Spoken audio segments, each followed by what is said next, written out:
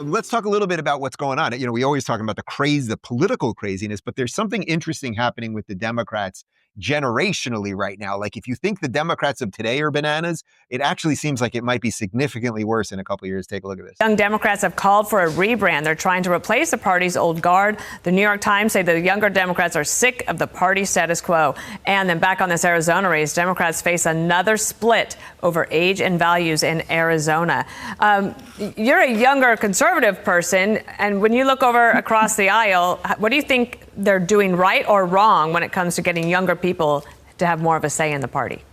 I mean, I think one of the things that they've accidentally done right is infuriating young people, because Gen Z, as we know, they are very emotional, especially on the left. They want to be involved. They have been the activists driving a lot of what we've seen on social media, literally protesting in the streets over the last 5 or 6 years. So I think by pissing them off, really, and screwing up the last election for the Democrats, I think that they've gotten a lot of younger people engaged. And I think we've seen this on the right, of course, that young people want to be involved more, that we want people to actually be representing us. We want to get the establishment Republicans out of our government. And I think that the same goes for the left. We're kind of dealing with two sides of the same coin here. So I'm not surprised at all that they have jumped in and are trying to flip the script for their own party. All right, so that's Brett Cooper, formerly of the Daily Wire, where I am right now, actually. And it's interesting because if you think about how sort of crazy that I think you and I largely think the Democrats have become, you also, at the same time, I think you can understand why young people think it's not crazy enough in some sense, because who are the old guard that are left of the Democrats? You've got, I don't know, Chuck Schumer. Like, who are the non-completely leftist communist types? Okay, Chuck Schumer, maybe Hakeem Jeffries, Klobuchar. Like, there is some, maybe Pete is not completely insane. I don't know. But the point is, it's just this, like, or it's Cory Booker, let's say, like, it's a bunch of people that are kind of nothing. And then, although I think all of their ideas are horrible and they're hysterical and they're children in many ways and really deeply anti-American if they ever really thought about it, you have the AOCs and you have the Mamdamis and you have that rest of that clown car.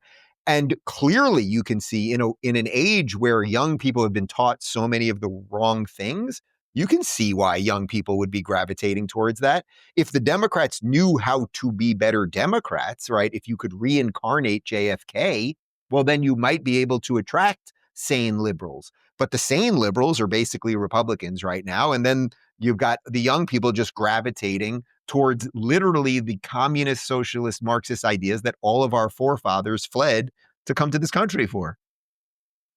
This is a tough topic for me. I have 3 college kids. Well, only 2. The one graduated and has a job. You got one out. Yeah, I hate to tell you. Right there in Nashville. I'll give you her address. Go check on her for me. Which is Quinn. Go check on my girl. We've had so many conversations because where they always got their news was on TikTok, and still do. And I love that they're paying attention, but I'll get links to articles or videos from my kids and their news feeds on TikTok. And it has actually brought on a lot of good conversation via text with my 3 kiddos. I think the Democrats, though, you look back to 2008 and they did it pretty brilliantly. And Obama going into Facebook and really diving deep in social media and reaching people that way, and the hope and change, the messaging, the colors. Like, they've always done a really, really good, a much better job, I think, than Republicans. I personally, I think there are kids, though, like mine, who have started, in my opinion, to see through the BS and the anger. And when you look at how Donald Trump dominated and swept all the swing states, I think at some point kids had to go, wait a minute, and let's at least listen. And then you see the anger on the left from some of the psychos out there. The people that are the biggest representatives of the Democratic Party right now happen to be the most hateful and the loudest too. I personally want to give Charlie Kirk a lot of credit for going on those college campuses and having discussions with kids calmly, without